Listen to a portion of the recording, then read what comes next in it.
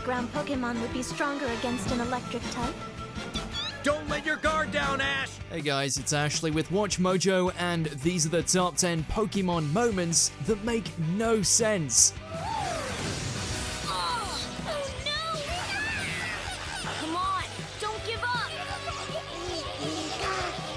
For this list, we're going to be looking at head-scratcher moments from the Pokemon anime that confounded audiences. What I want you to do is go to those comments below and let me know a Pokemon moment from your childhood that never made sense to you. As always, you can catch me on Twitter at AshJBo, so head over there, give me a follow, and let me know which Pokemon list you want to see next. Gary? Mr. Gary to you, show some respect.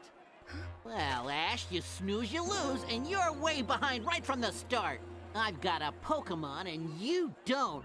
Before we get started on our countdown, let me talk to you about NAB, our favorite place for new fandom products. It's awesome because it brings new listings for new releases and hard to find restocks on top online stores into one place. But what I love most about NAB is we can follow our favorite fandoms and track new releases on our own personalized My Stuff page. They've got toys, plushies, movies, card games, vinyl records, and so much more.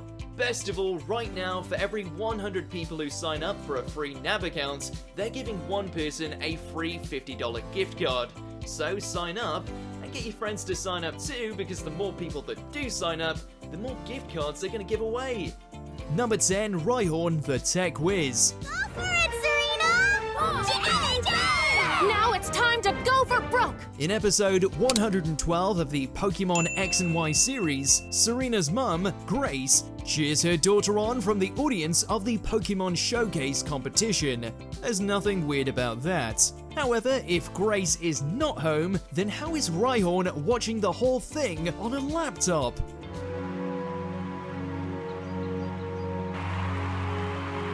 As Serena competes, the ever-supportive Rhyhorn and Fletchling watch from home, leading one to wonder how these two even know how to push the correct buttons to operate the laptop. It also opens up some troubling questions as far as the technical abilities of your average Pokemon. Does Rhyhorn spend his days surfing the web on Grace's computer? Do other Pokemon use computers? Well, hopefully Gardevoir doesn't appear in their search history.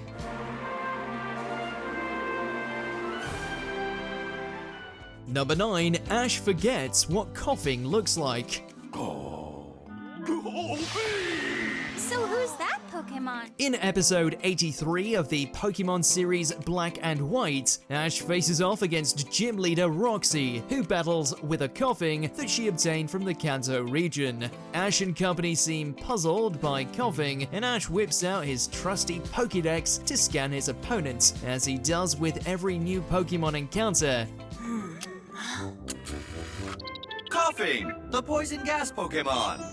One problem though, Ash has been battling Team Rocket for years. Coughing was, for a while, the only Pokemon James had in the original series. Ash's very first encounter with Team Rocket features coughing, so has Ash just forgotten all of this? Perhaps Ash's memory resets like a goldfish, or rather a Goldeen, upon entering each new region. So give it up for...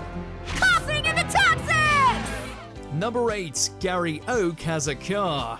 Thank you for coming out to see history in the making. Now I, Gary Oak, am off to learn the ways of the Pokemon Trainer! In the very first episode of the Pokemon anime, we meet aspiring trainer Ash Ketchum and his rival Gary Oak. Both boys are beginning their Pokemon journey at the age of 10, which seems to be the general custom for aspiring trainers. So why and how does Gary Oak have his own car? Gary is 10 and a novice trainer, and yet he travels across Kanto in luxury. Hasta la vista, Poke people! Come on, fans, get in the car and let's hit the road, shall we? Good luck! His car is driven by his bizarre hype team full of cheerleaders who appear to be adult women. Who are these Gary Oak fangirls? Can he even encounter and capture wild Pokemon from the back seat of his fancy ride? Poor Ash couldn't even afford a bicycle. Hey, what are you doing? I'm borrowing this! Wait, that's my bike! Number 7, Arbok's evolution into Seviper. Trainers, which one of these Pokemon evolves into Seviper? The Ruby and Sapphire episode entitled A Fan with a Plan features a puzzling error. The Pokemon Trainer's Choice segment, which acts as a sort of multiple-choice trivia game, asks the audience which Pokemon Seviper evolves from. This is bizarre already, since Seviper doesn't evolve from anything, so there can be no correct answer. The answer provided in this segment is Arbok. Arbok is the evolved form of Ekans and has no ties to Seviper at all. Okay, trainers, if you chose Arbok, you were right. One can only imagine that whoever scripted this segment looked no further than the snake-like similarities between the two Pokemon. Nevertheless, it's certainly confusing to see the anime blatantly declare that two unrelated Pokemon belong to the same evolutionary line. Can you take a joke? I can't. Number 6, Real Animals in the World of Pokemon. I could sure go for some fish. The world of Pokemon is magical and strange, with every region filled with Pokemon of all sorts. But there's one thing noticeably missing from the landscape of Pokemon: animals. In the Pokemon universe, Pokemon seem to fill the role of animals, so animals as we know them do not exist. That makes it especially strange when real-world animals do appear. At one point, Ash contrasts bug Pokemon with real bugs. He even dons a cow costume, not a Tauros or a Miltank, to make a bug pun. Maybe it's a Counterpie. That's not funny. Non-Pokemon fish can be seen swimming in tanks at the Cerulean Gym. Clearly animals do exist, but we're left to wonder where they all are and how they fit into the Pokemon ecosystem. It's like an aquarium. How can this be a Pokemon gym? Number 5, Misty doesn't think Venonat is a bug type.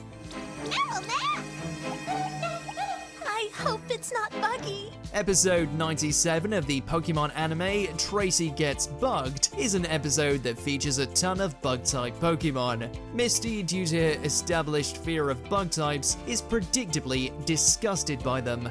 That is, except for one bug type who seems to fly under her radar. When Tracy uses his trusty Marill and Venonat, Misty makes this bizarre statement.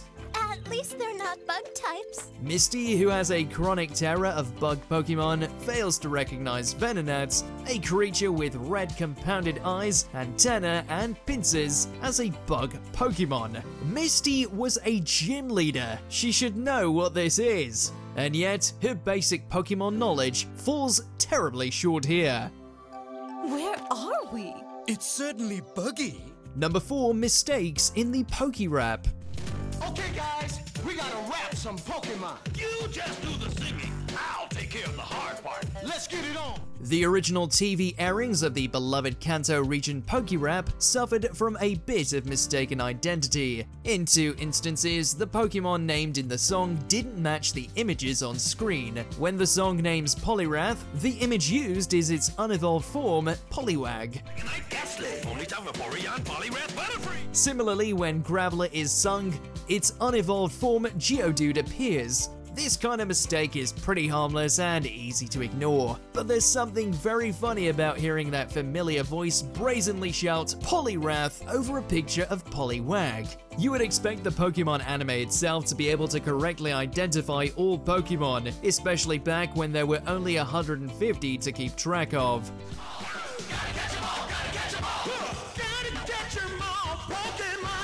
Number 3, Thunder Armor. Oh no! Come on, don't give up. In the Pokemon series Ruby and Sapphire episode, solid as a Soul Rock, Pikachu and Swellow participate in a double gym battle against the twin gym leaders of Moss Deep Gym's Pokemon, Soul Rock and Lunatone. This battle culminates in a thunderbolt striking both Pikachu and Swellow. Instead of severely damaging the flying-type Swellow, as the rules of Pokemon typing would suggest, the two emerge triumphant and coated in an electric layer of shining armor. I can't believe that worked! They're using thunder as armor. This strange moment has no precedent and no plausible explanation. It's a comically literal example of so-called plot armor.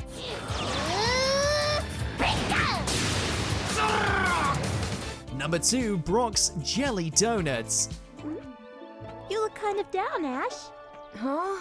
Have a donut. That always cheers me up. This entry is the most glaring example of a weird thing that happens a few times in the English dub of the Pokemon anime, awkward attempts at localization. The anime, being Japanese in origin, has some cultural references and landmarks that Western children are unfamiliar with. In this instance, occurring in the episode Primeape Goes Bananas, Brock prepares something resembling rice balls or onigiri. The decision was made to localize this unfamiliar food by having Brock refer to them in the English dub as jelly donuts. These donuts are great. Jelly-filled are my favorite. Nothing beats a jelly-filled donut. While it's true that Western kids may not have eaten much onigiri, they know what rice is and what donuts look like. And donuts, these treats, are not. Huh? It's a donut! Before we continue, be sure to subscribe to our channel and ring the bell to get notified about our latest videos. You have the option to be notified for occasional videos or all of them. If you're on your phone, make sure to go into your settings and switch on notifications. Number 1, aim for the horn. Your little Pikachu doesn't stand a chance against my Rhydon. In episode 58 of the first season of the Pokemon anime, Ash and Pikachu battle the Cinnabar Gym's leader, Blaine. Blaine uses Rhydon. This is a bad type matchup for Ash. Rhydon is a ground type and thus is immune to electric attacks. Or so it would seem. In the heat of battle, Ash shouts, "Pikachu, the horn!" Pikachu follows his instructions and launches an electric attack at Rhydon's horn. Unbelievably, Rhydon is defeated, somehow. Pikachu, the horn! How many gullible kids tried using electric moves on ground types after watching this episode? Alas, this kind of silliness can only succeed in the nonsensical universe of the Pokemon anime, and we bloody love it. Rhydon's horn acts just like a lightning rod. I'm sure Rhydon got a charge out of that. Do you agree with our picks? Check out this other recent clip from WatchMojo, and be sure to subscribe and ring the bell to be notified about our latest videos.